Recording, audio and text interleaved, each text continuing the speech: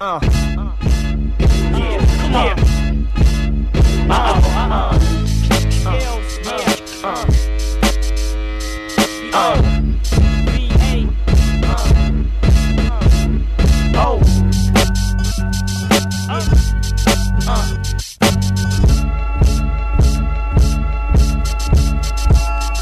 ¿Qué pasa, amigos? Señoritas, I guarantee you like the man muy bonita. We are back with Out of the Game. It's been a few weeks. As always, I missed the last episode, but I'm joined again this week by Ngai Kroll. Hola. Jeff Green. Hi. And Robert Bobbito Ashley. Howdy, partner. And we're going to start... Actually, we're going to talk a bit about games. It's been a while. And I want to start right off with talking about the 24-hour news cycle on video game. Wait, what the fuck was that beep? Oh, sorry, that was my Twitter. Oh, I was making sure someone didn't drop out of the channel. That's you logging on to your RSS feeds to find the latest and greatest about gaming news. That's just the sound of, like, immediately whenever we start podcasting, everyone opening their web browser and aimlessly surfing and not paying attention. Exactly, dude. Wait, Robert, did you say something? Wait, what? Did you say something? Yeah, I did. Okay, just making sure. What the fuck? I was twittering. I just ignored what you said. all right. That was too real for me. Okay. You're fucking with me. So, Sean, when you say the 24-hour news cycle and games coverage, you mean talking about stuff like the NGP announcement where journalists are up in the middle of the night halfway around the world from Tokyo reporting on whatever Sony's new PlayStation Portable plans are, or what? I didn't even see that, dude. We'll have to talk about that as well. You guys can fill me in on like what's going on with that. I did end up seeing a bunch of Twitter commentary about it with the new PSP. Oh yeah, it was nonstop there during the press conference. What I basically mean is, like, you know, like back in the day, you'd be lucky if there was enough new information to come out to fill up a monthly magazine with the usual previews, reviews, and like a small news column and stuff. But the way that it's moved so that you have all these blogs and like daily sites, and they have to generate new content on a daily basis, and as much as they possibly can to generate as much traffic as they possibly can. And it gets to the point where it's like, well, there's only so many new releases, and there's only so many new things you can say about forthcoming games or about games that just came out. So you get into the part where you're really just reaching for anything you can. I mean, we even had this in a magazine, and I was like, okay, well, Sure. This is an opportunity to do, to explore some other aspects and stuff. But I think that, like, when I'm outside of it, when you're inside of it, it's kind of like, you're on this long, tedious train ride, and you're occupying yourself with things to do, like find signs that begin with certain letters, and, or write a novel without using the letter E. But I think... so essentially, I think when you work for one of these blogs or something, you are doing the equivalent of that, like writing a novel without using the letter E, where you're like, okay, this is this sort of academic exercise, what can I possibly do to continue writing, to continue creating content about games, like in this vacuum of it. And it gets to the point where I think as a byproduct, it makes it seem as if there's a whole category of people that see the world exclusively through the lens of gaming. And it's almost like a form of acquired autism, where like nothing makes any kind of sense unless it can be tied back to gaming. Like fucking 7 Degrees or whatever of Kevin Bacon, but of gaming. You see where I'm going with this? I mean, is this familiar to you? You look and... I don't understand. Are you telling me that you don't see everything in the world as being related to video games?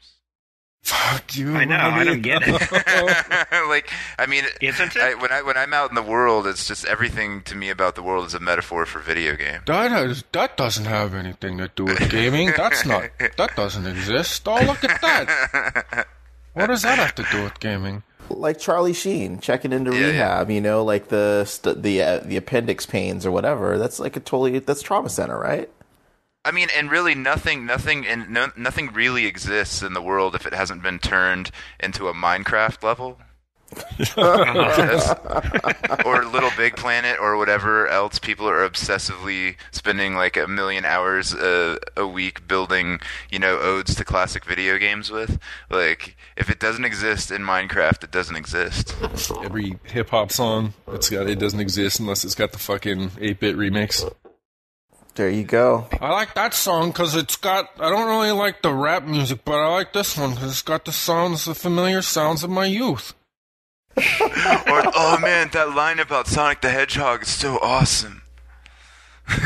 So the reason I've set off about this is like, a while ago, Rory had this thing where it looked like he was going to write a column under a pseudonym for GameSpy, like as Kevin Beveridge, and he's the whole thing is basically just a spoof on games, scare quotes journalism. He had this one, it was right after the Cheonan was sunk in South Korea, and the whole thing was like, what does this mean? What can this possibly mean for gaming as we know it? What will it mean for StarCraft tournaments and all this kind of shit? And it was totally offensive, and it was supposed to be, because it was just savagely mocking like the problem when you have that fucking pathology where it's like the world is scrutable only through the reference of games, and like they'd end up not wanting, for whatever reason, they ended up not wanting it. I thought it was brilliant. I put it on my blog, but and then, finally, after that, like a few months later, when the artillery exchange happened, then, of course, on a lot of the sites, I saw basically serious versions of that, so that, like, the fucking parody was prophetic. And then the reason I'm talking about it now is, like, just this week, I'm seeing all these, like, game-related stories about what's happening in Egypt right now, and about how people, the poor fucking beleaguered Egyptian citizens can't go to their game site to get the latest news about Dragon Ball Z or something, Like, That's what happens when they take your internet away. You can't obsessively follow your favorite games. Yeah, I don't know. In general, like, I've been sort of disturbed on Twitter about the sort of way that people get into international crises, especially Americans, but like Westerners in particular, on Twitter, like everything has become about Egypt. And at first it's like, yeah, I really care about what's going on, and this is crazy, and I'm seeing these pictures and it's like, wow. But then it starts to become this kind of disaster porn. It's like we live in a very stable world where we have serious political disagreements that the worst thing that ever happens is you have to listen to fucking Sarah Palin, but like there are people rioting in the streets and stuff, and we get really into it. We're getting like vicarious sort of thrills about seeing cars explode and knowing that like real tragedy in the world happens that doesn't involve Snooki. But and more than that too. And the attraction to a cause. Go on, Jeff. Go ahead, Jeff. I just think it gets into this weird kind of thing where like if you're on Twitter, say you're now somehow obliged to comment on this de rigueur topic of international news, even though you probably know little to nothing about what's actually going on over there, but it's sort of like a save the whales kind of moment. Well, it's the same thing. It's Egypt. Like they don't have internet. Like before, it's like, who cares? All these years, there's no Twitter activity whatsoever about the shitty autocratic regime there.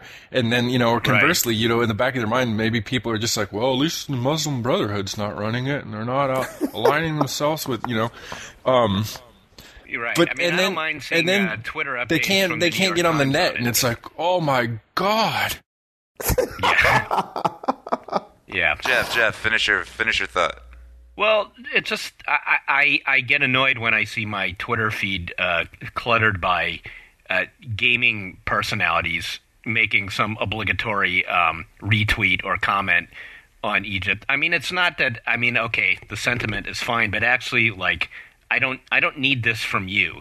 Like, I've got my news sources that I can follow, that I somewhat trust as much as we trust any media. But I'm having somebody from this random game site retweeting some made up JPEG about showing whatever, a sphinx with a muzzle on it. What does that do for me? Did you really see that? Yeah. Well, I think, go ahead. I was going to say that what's interesting to loop it back to games, because as an event of global importance, it does have to relate to games in some way. Like the whole thing about 6 Days in Fallujah, like the Medal of Honor controversy and whatever. Part of it makes me wonder if there's something assumed to be inherently trivializing about depicting serious events in games, and I'm wondering if there's something that can be inherently trivializing about filtering an event like this through Twitter, right? Like where, you're limited to 140 characters, right? It's the politics of the situation are not widely known. Twitter has sort of like one of its functions is sort of as the water cooler, right? And so kind of the well-meaning but relatively inane conversation that you or I might have with a colleague at the office that the world would never see is now broadcast. Right. And so it gets mushed up with Bieber fever and Andy Zuckerberg. Mark Zuckerberg showing up on SNL and the Mechanic opening, and is The Social Network going to win Best Picture? But I also just get kind of weary of how much all of the activity on Twitter is about how Twitter is awesome. Like it's Twitter fans and people who spend a lot of time on Twitter sort of justifying their, slavery to Twitter through the idea that it's out there like helping people overthrow dictators. It's like there is a reason why I'm on Twitter for 12 hours a day looking at pictures that Sean posts of people shitting themselves. It's because Twitter's making the world a better place. In fact, those pictures might be what brings down the regime.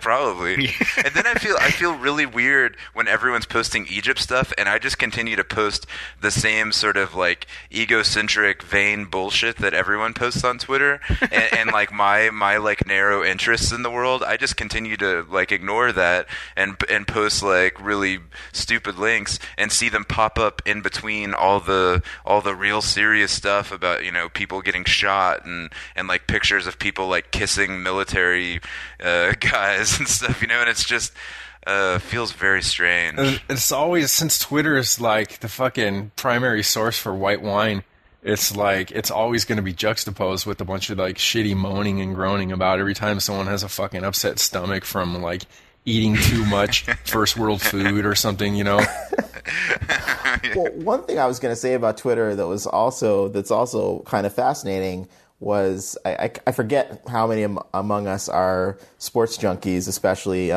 since Luke moved on to probably bigger and better podcasts than this one. But the whole response to Jay Cutler, the Bears quarterback, and not going back in to the Packers game, the game that's going to decide whether or not his team goes on to the Super Bowl, and how so. Obviously, he was getting called out. He's getting called out in sports bars across the country. He's getting called out on TV by analysts. But what makes it even more interesting and potentially the most damaging criticism of all is coming not from his teammates, because they pretty much to a man defended him, as did his coach, but his fellow NFL players who are on Twitter saying like the harshest stuff. And that's broadcast, and now that gets fed back into the media maw, and and used to beat them down further. It's the kind of stuff again that these guys might have said privately before Twitter, might have texted a friend, but now it's broadcast for the world to see. Yeah, you have to fill me in on this one. I don't know what this guy said or what he was packing.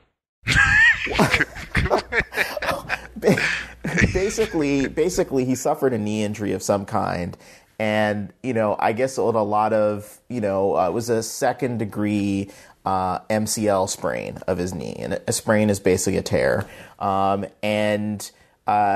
was standing fine on the sidelines. I guess people, in addition to him not going back in, people didn't like his demeanor on the sidelines. He didn't seem that into the game at that point. He didn't seem to be reacting strongly to whatever was happening. But in any case, he was tweeting.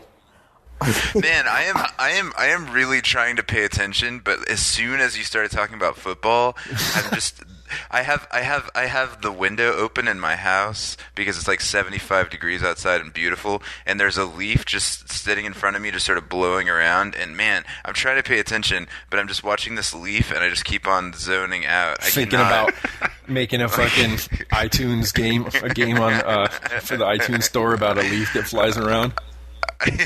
I'm listening to you, N guy. I'm sorry. I'm sorry.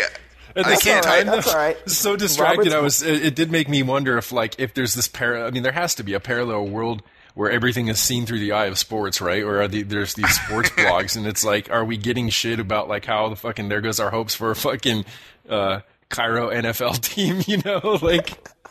No, sports is so much like video games, I think. I really think that it's funny that sports is like part of what it means to be a man in America, but honestly, it is the nerdiest thing ever. Like, if you've ever hung out with people who are into baseball, Sure. like, there is nothing more, like, mind-numbingly, autistically nerdy than baseball. It's just and basketball is trying to go the same way, like where you've got this whole advanced stat sports movement. You've got John Hollinger at ESPN with his player efficiency rating. You've got other guys with their thing, because they're basically making the argument that the box score is not enough. We're revering too many great scorers like a Kobe Bryant or a Monte Ellis, and we should be really focused on more efficient players like a LeBron James or a Dwayne Wade, and this is why all these guys were saying, apart from just their raw numbers, that why the Miami Heat should be favored for like a decade to come, because you take all these super efficient, Moneyball style rated players and put them on one team and they should be crushing everyone. So far, that's not really proving to be the case, but that same sort of minutiae advanced jockstrap min-maxing. Exactly. See, I feel like you're just reading to me an FAQ about the latest Final Fantasy game. I don't even know what you just said, but I feel like you're just reading the FAQ to me right now.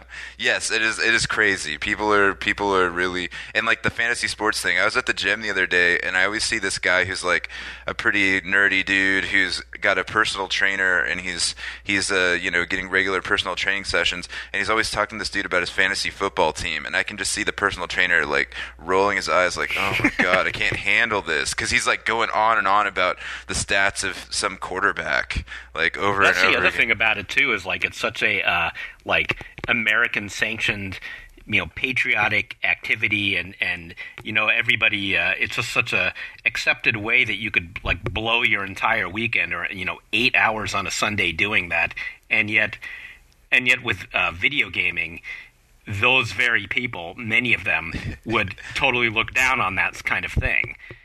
Yeah, except that they're all sitting around playing Call of Duty, like Right. for every hour, except every hour that they're not watching football. I feel like Call of Duty is absolutely the NFL of video gaming, like that crowd, because I'm around those kids all the time. Like, I had the cable guy came out like a couple weeks ago to fix something, and he came in and he saw my games, and he's like, "Hey man, you play Call of Duty?" And I was like, "No." He goes, "Really?" He goes, "Really? You don't play Call of Duty?" I'm like, "No, that's not really my thing." He's like, "What do you play?" And he was like baffled. I told him that I was playing Fallout, and he's like, "Is you play online? Can you play with your friends on that game?" And I'm like, "Nah, not really. I don't really have any friends." And it was really funny. No, Robert, you raise it's not like we haven't known this is happening, but it's like I just run into people all the time now. It's the same thing. Like, it's clear that there's been a transition, like where what Madden was to the previous generation, in terms of people who don't really play a lot of games, but they play that one game. Call of Duty's the same thing. Well, Madden probably still is too, right? Madden is still has that crowd that's all they do, right? Yeah, it still does, but I feel like it got surpassed. It's like I would hear. I'm trying to defend EA here for some weird reason. I know. I was about to comment. I was about to remind you that EA no longer writes your checks. Why would I do that? Fuck, man. Oh, Look, Lord. I'm not saying that Madden's not still huge. It obviously is, but it was just sort of, I feel like the same kind of random guy. Like I'm in the gym, I'm in the locker room at my gym, and just strike up a casual conversation. And the guy, is just, we ask me what I do. I say I'm a video game design consultant. He's like, "Oh, did you play Call of Duty?" Yeah. And it turned out not only does he play himself, it's also this cross generational thing where his sons play. And so, they all play together. They've got multiple Xboxes in the household. All that kind of that kind of stuff. Yeah. But Sean, going back to what you were saying, though, I mean, how much does it bother you when you see game journalists trying to find connections between the industry they're covering and global events, and how much do you sort of feel like it's a fumbling towards just trying to ground what it is they do? Yeah, I mean, there's always the threat of some degree of hypocrisy because when we did GFW, we would routinely each month would run a story, usually written by Ed Halter, about gaming in other parts of the world. But the difference that I see there would be so for example, there was a story called Islamo Gaming that we ran, and what that offered was essentially a survey course on the way that games are consumed and created in another part of the world.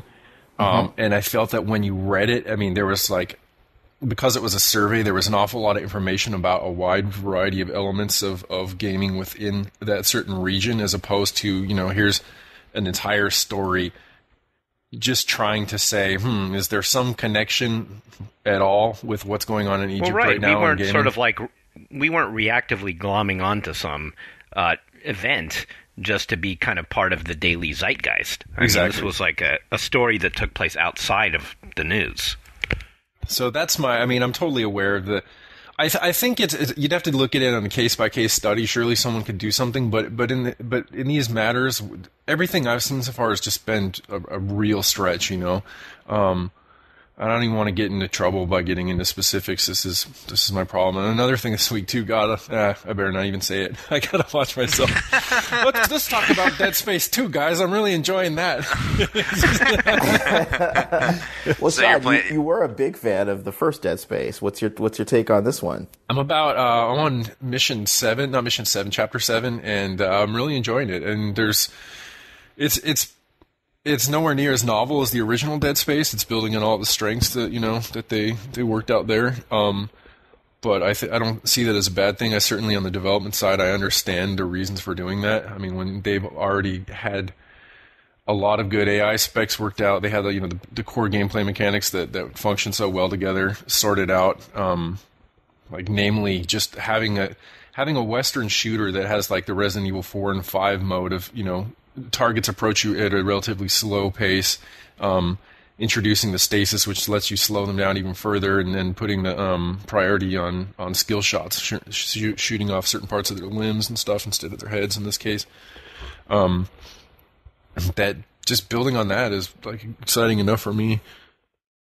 So looking at the trailers and stuff, I still haven't picked up a copy of the game. The first game, like you said, you mentioned Resident Evil as being a major inspiration.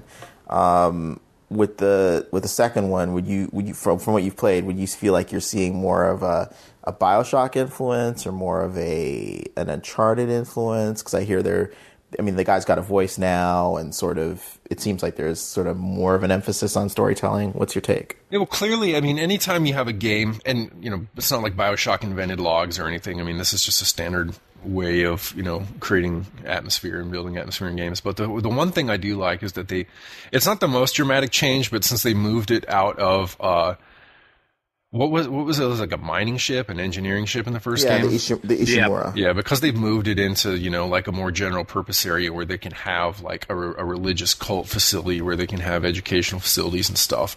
I get that sense. I actually found myself, have you guys played it when you run through the Unitarians, Unitologists, right? Yeah, when you run through their area, I definitely felt like, okay, they probably learned some lessons from Rapture here. This is this, and that's a great thing to me. This is art direction that stands out, you know. Like, I feel like I'm in a place that has like an aesthetic and that they put some thought into this instead of it just being like a series of corridors. But even in the first one, I was wondering how was the voice acting, because I haven't played Dead Space 2 yet, but I got the you guys will probably laugh at me. I got the iPhone game, and which is very slick.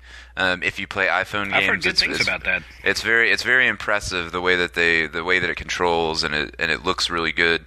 But man, the voice acting is really strange. Like at first, because I played the first game and he didn't talk in that, I didn't understand that he was the one talking, because they don't really give you much backstory about this religious thing in the game, and all of a sudden you're on a mission for the church and it goes wrong, and there's like this weird monologue where they leave you to die, and you're like, I really believed in you, and now you're just gonna leave me for dead? Screw you! And like the way that he says it, he's like has this really ridiculous voice. I'm like, that's the voice of the guy who's walking around here like blowing the limbs off of scary monsters. He's like, screw you guys! Like, it's really bizarre.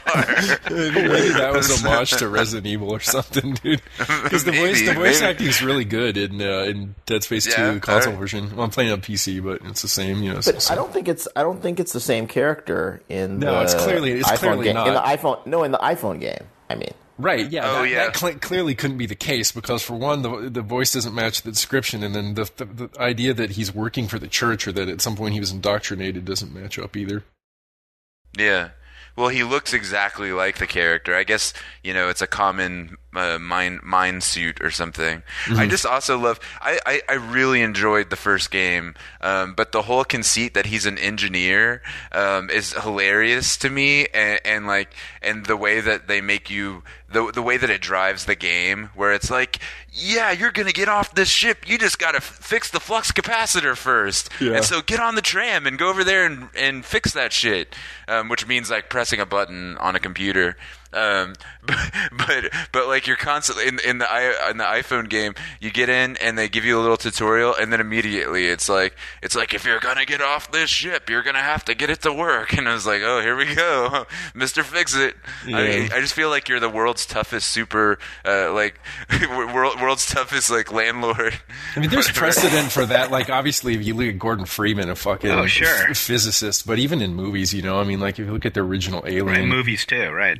I mean, certainly Sigourney Weaver in that movie at least didn't kill as many xenomorphs as you're killing in this game. Yeah, but that game is so slick though. That's just the thing. Like Dead Space, like I'm not even into survival horror, and you know, and I could take or leave sci-fi themes in general. But like that game is just so fucking slick that you just want, if you're like the kind of person who grew up like loving Nintendo games and like, you know, fancy like polished Japanese games, it just really hits some kind of magic spot where you just really want to play it just to feel the controller in your hands, you know? Yeah. The audio direct, I mean, there's so many things I think that go into that. Like, I mean, their audio direction's amazing. I mean, I can't say that it's like underappreciated, because I think a lot of people did notice it the first time around. But I mean, they really do some phenomenal stuff there. And it's like, you pay close attention when you're playing. I mean, just like when they're not even just the false scares, you know, the ambient noise when you walk into a space and stuff, but the way they handle like the appearance of each creature and like their placement in the world. I think just that kind of shooter, I mean, I talk about it all the time, but it's so nice to be in a game where like instead of like the combat fatigue, where every time it's essentially you're walking into a space and it's like, okay, what can we do with this menagerie of creatures to keep it interesting? Or if it doesn't even go that far, you know, like how can we create a tactical environment here and place the AIs like at the start, and then, you know, rely on like, you know, the systems after that to keep it interesting, and you create a case where it's like you're just like hoping like, okay, God, I hope I don't have to fight here, you know. And you'll go into a room and you might not even realize it. It might be like, you know, you go through 3 areas and you haven't fought anything, but the whole time you're just so keyed up, just like almost like hoping you don't have to. It almost makes me wish, like I got a headache playing it yesterday. I don't know if that's a good or a bad thing. I mean, it's probably good. I mean, it's just so stressful, you know. But I found myself wishing like, God, just give me 5 minutes with some insanely fucking powerful weapon or something to just like destroy the shit out of these things, talk all kinds of garbage, catharsis. and then and then like go ahead and strip it from me again and let me like be slinking around like a fucking cat with my tail between its legs. But yeah, I definitely I'm at the point where it's like I want that fucking catharsis, because the entire time you're just like. They've done an excellent job, I think, with just like resource management and stuff of making it very. I think like the best Resident Evils do. It always feels more difficult than it actually is.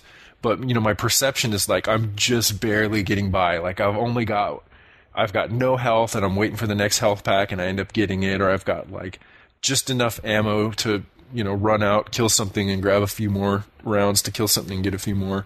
You always feel like if you would just, there are probably people out there who played it better and they probably feel more safe and they probably have amassed more ammo, and that's how I always feel. At least I'm always like, God, man, I keep on fucking this up, and I'm like, I might have to restart from a different checkpoint or something. I always when I'm playing a game like that, I feel like I'm playing the opposite game right now, which is Metro 2033. Mm-hmm. Did anybody play that? Yeah, I did. Yeah, no. Which it's an enjoyable game in a lot of ways, but it's weird how the combat is like this. I feel like it's just this thing that you are trying to get through to get to the next point in the game, and hoping to waste as little ammo as possible on it. Yeah, I came to just absolutely dread combat in there for mechanical reasons, not for the fact that it was going to be difficult and that what it was going to do to me like emotionally, but like just for the fact that it was unpleasant, Yeah, it's not fun, and it's really random and not scary, and you're just constantly like fighting off crowds of things in your near field, and it's just sort of a mess. Yeah, and the behaviors, like the specs, when I talk about the spec, I'm talking about just ultimately like what the list of behaviors and attributes for like a given AI type is. And they're so superior in Dead Space 2. I mean, it's always a trick. Like, how do you take what's essentially like a creature AI that in most cases is just something that's going to run straight at you and hit you, and how do you make fighting that interesting? And there's already, I don't know that I've seen everything yet, but there's already so many good things. I mean, one obvious thing is to give them weak points, right? But then, like, there's this creature in Dead Space 2 that they come out in packs. And they'll like peek around. They'll go behind cover and they'll peek around it, and you hear them creeping around, and then they'll have another behavior where I'm assuming it's all based on like just like cover nodes, that perhaps designers place them. So it's like if you have like a bunch of crates or boxes or something, and you can you tag around the corners of them, then the AI can do like a line of sight check and see where it's essentially going to be outside of your view, and then run from one of these to another, and then peek back out around. And so you're sitting there, you're in like a big space, say, you're in a big room full of crates and shit where you don't have any like really long, any line of sight you have is basically exposing a few other angles, So it's like if you're looking down one corridor, you're exposed to the right and to the left or something. So you're constantly switching back and forth, scanning, and like in the periphery of your vision, you'll see something just like peek out and like, pop back behind the crate, and then like you look, you see, you detect movement in your peripheral vision again to the other direction. It's something running around, and then when they do attack, they do a big, straight, clearly telegraphed charge that gives you the opportunity to either blow their legs out from underneath them or hit them with stasis to slow them down, and then do what you need to, go and work on another target or something. But if they do hit you, they do huge fucking damage to you and knock you down, and they're basically like in your face. And it's just like it's a great way to take something as straightforward as like a charging melee AI and make fighting it like really tense and interesting. So the word is that not only is it reviewing really well, but also it's selling pretty well. Which, if I'm not mistaken, right? I guess Resident Evil 5 did like pretty decently. But do you feel like Have they wrested the crown from Resident Evil? They probably have. I mean, it was smart that they came back, right? Like with the original, they were talking about being disappointed with the sales on it, but it just was so. It was a good game. EA knew that it was a good game, and they also had faith in the power of a sequel. So like, you get the first one out there, maybe you take a loss on it, and you establish the name and the reputation, and then when the second one comes out, like for whatever reason it is that like the majority of games in people's libraries have a number attached to the end, You know, it's like it's in as long as they can maintain and improve on that quality, like I think they're seeing the payoff now. And it's coming out at a better time of year. I mean, the first one came out in holiday. I didn't know. I think Resident Evil 5 did do pretty well, though, didn't it? I think it did. I'd be surprised if it didn't outsell 4. I mean, because 4 had the original problem of being like GameCube only when it came out, and then was later released on. But I mean, if you were to compare like the original GameCube release of Resident Evil 4 to the original launch of RE5, I think RE5 would. My guess is that it would probably sold more. Yeah, well, I think it might be much to say that it's wrested the crown from Resident Evil, because Resident Evil, that franchise has been around for so long and it has such a huge name. But certainly EA did a great job here, and you do have to applaud them for sticking with the franchise and not bailing on it after the first game. And they've now definitely at least elevated this franchise into one that can probably go on for more games, right? Yeah. I'm glad that it exists. I mean, there's certainly more room for it, because for the longest time, it was just Resident Evil, and there's so much more space for that. Like, when you think of how many, like, straight shooters of the Call of Duty variety there are, it just seemed odd that there was only Resident Evil. But you have to give them credit for it. I mean, they basically developed that. I mean, they single-handedly invented that. Well, not just that, but then they still did. They've really stuck with it. If you look at, they brought Extinction to the Wii, and then up-resed it for Move. I mean, Sean, are you gonna check that out, Sean? No, I still need to get a PS3. And I know that the prices are going down. I'll probably get it, but I'm sure you can write it off for research purposes. I can. I definitely can. But I guess when you're going on like all these exotifications, you gotta make decisions about where you're going to spend your money. Wait, yeah. So what's the deal with this vacation you just went on? I just took a brief vacation to Turks and Caicos, dude. That shit was nice. Like to do the whole like snowbird thing, and you live in a place where there's like 5 months of absolutely shitty weather. It's pretty remarkable to suddenly leave one morning in the snow, and then that very same evening where be, is like, that? Like sailing or fucking swimming in the sea. Yeah, where is that though? I don't know. It's just to the north of like Haiti and the Dominican Republic. Okay. So it was like the weather was remarkable and shit. It was kind of fucking weird though. Have any of you guys ever been to like a resort? This is my first time. Like we went to Club Med. Because it was like cheap, where it's all inclusive, like you get to do snorkeling, they take you out on the boat and shit, like you get to, use their Hobie cats and sail, and then they cover all the food. So, yeah. But the weird thing is it's like they're essentially like summer camps for adults, and where all the camp counselors are basically like hot people that are undoubtedly fucking one another the entire time. And yeah, dude, there was some bizarre shit though, man. Like every night they have like, some kind of like fucking entertainment that they put on, and it's really like the camp counselors, which they call GOs or general officers, and they're like the people that like they might be doing anything from like playing the role of like, the nurse running that, or like someone who like teaches people trapeze in the day, or like takes you out on the dive boat.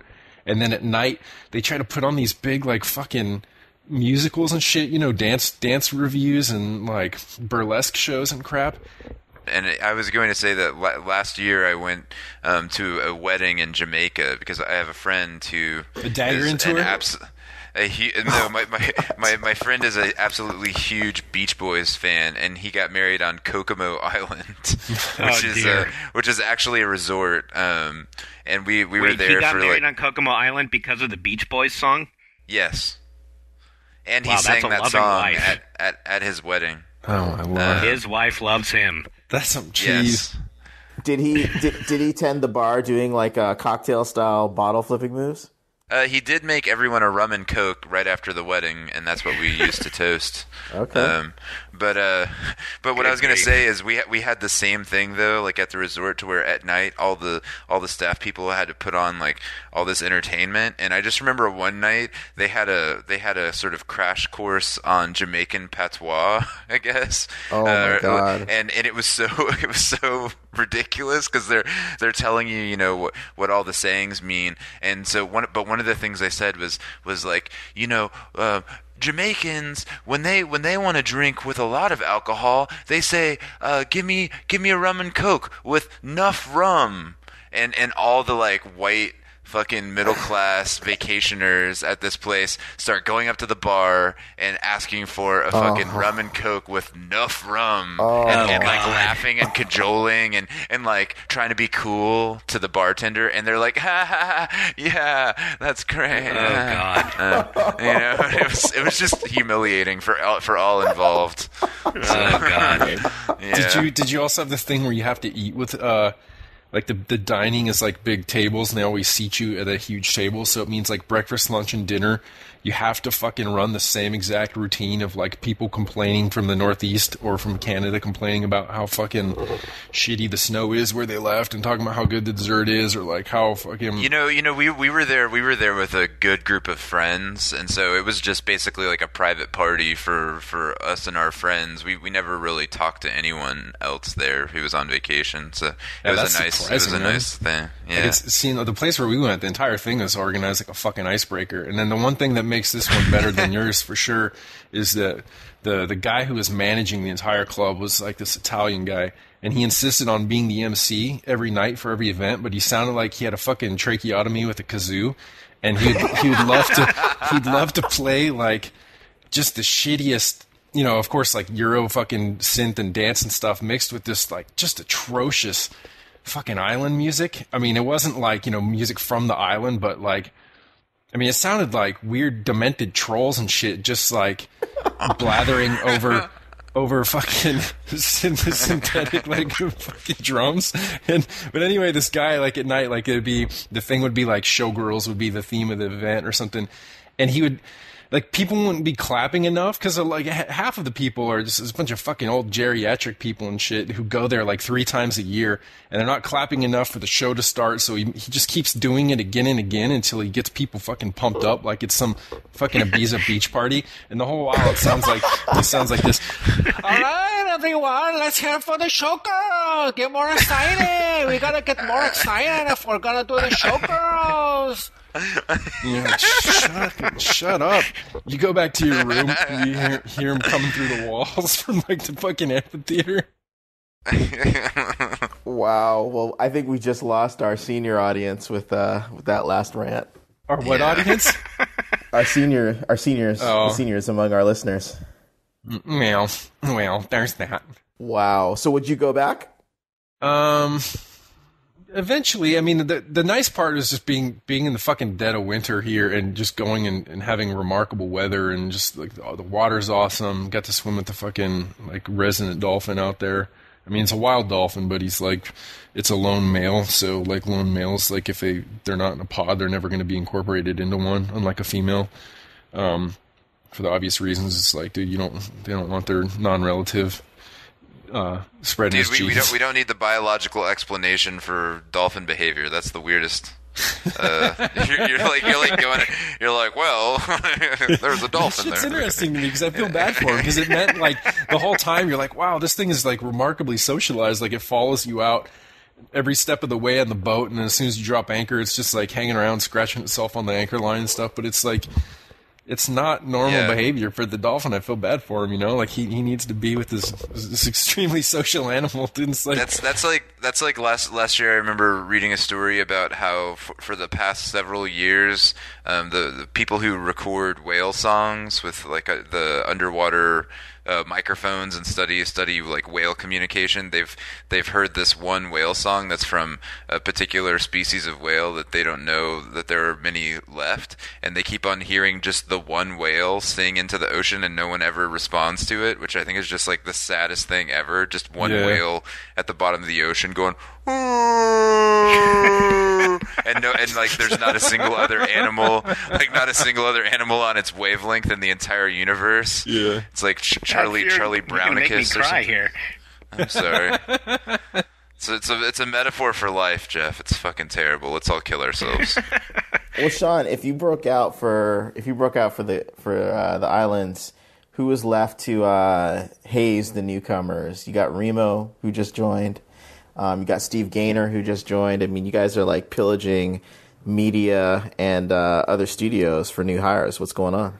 I don't know. It just works out that way. Like, I mean, of course it snowballs too, right? I mean, you get like people that know each other at a place, and then they're like, they recommend their friends come and work there as well. And So how long before like the takeover of 2K, or I guess Irrational Games now by journalists and bloggers? How long before that's complete? I'd say it's never going to happen. There's just two of us, right? There's me and Chris Remo. Well, and then I mean, Steve was on the Idle Thumbs podcast and stuff, but he was in design all along. I don't know. I definitely say, well, I mean, I'm not necessarily the last of it, but I mean, it just sort of happened that way. I don't know.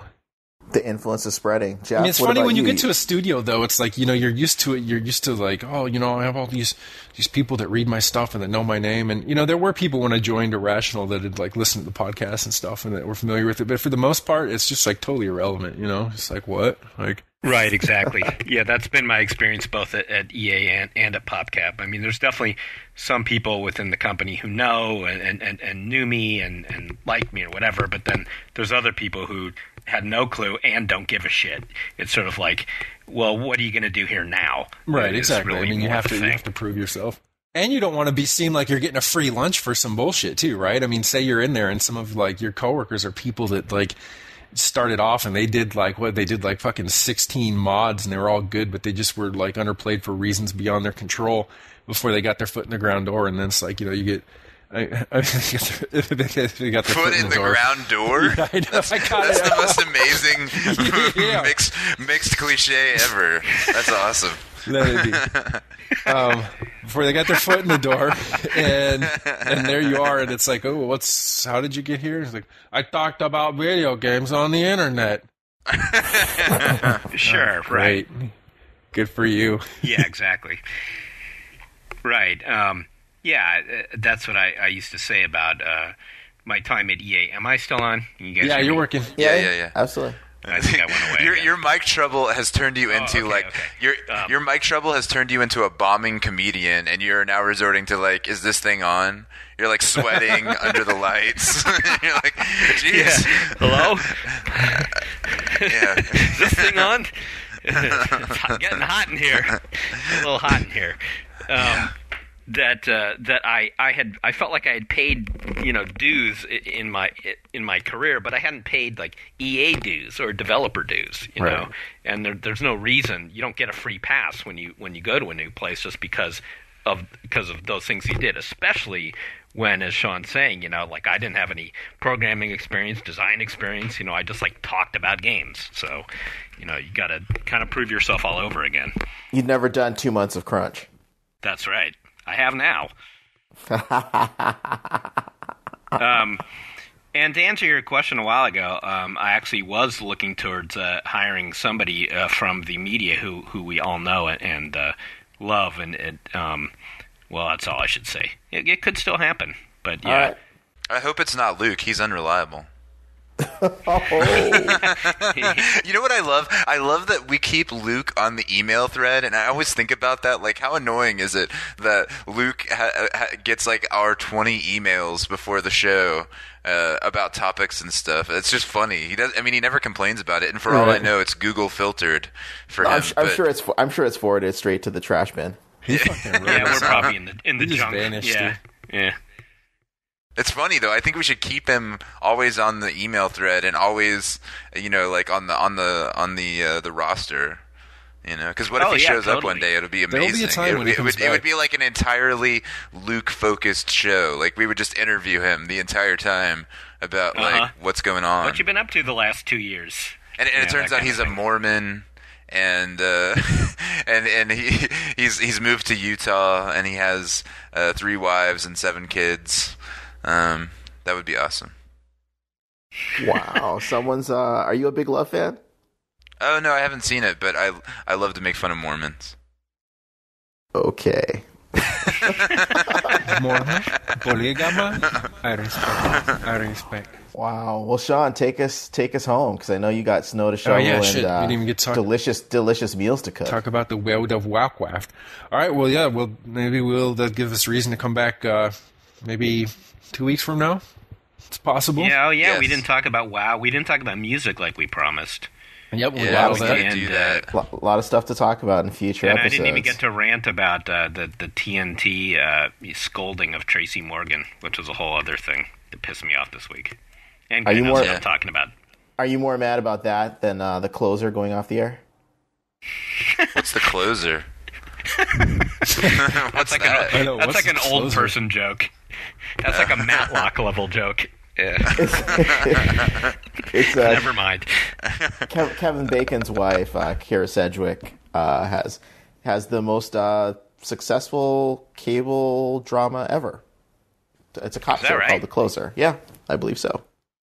But it's Wow. going off the air. Did not know Yeah, that. after like 6 years or something like that. How will the American people deal with the gaping hole in their lives? I don't know. ever Hopefully know. they'll watch Maybe they'll Southland, switch which to a the friend of other mine is, 15. Maybe they'll switch to one of the other 15 shows where people are looking at a computer image of someone walking into a bank and shooting up the place, and one of the people goes enhance, and then like the pixels vanish, and they're like, oh my god, it's actually a woman. Like, dun, dun, dun. Yeah, that never gets old. You've seen that enhanced ever. montage, right? Someone assembled for YouTube. Yeah. No. Oh no! It's I gotta crazy see that doesn't change even in 2011. What also doesn't change is like when somebody is playing a video game on a modern show now. It's still something that looks like would have been done in 1980. Yeah, You know, they're it'll like never using not look They're using a stupid. PlayStation controller with a PC game, and the PC game looks like something that was on the Nintendo 64. Like, why can't you guys get this right? Just show somebody playing I Call just of think Duty. in general, movies. Not to go on a complete tangent, we have to end this, but I would just say that anytime you see in movies people doing any of the things that people actually spend their time doing now, which is like sitting in front of a fucking computer for 12 hours a day, like click click click, or Yeah. playing video games in front of a television, or like looking at their smartphone for like 45 minutes while sitting at a bus stop, like that never looks right, because like movies have to have, or television shows, movies in general, have to have like a fictional idea of what people do, because it would just be so Sure. boring to actually portray what human life is like now, But anyway, on that note, everyone hang themselves, and let's Yeah, let's yay. do this again. Okay. Yay. Ah!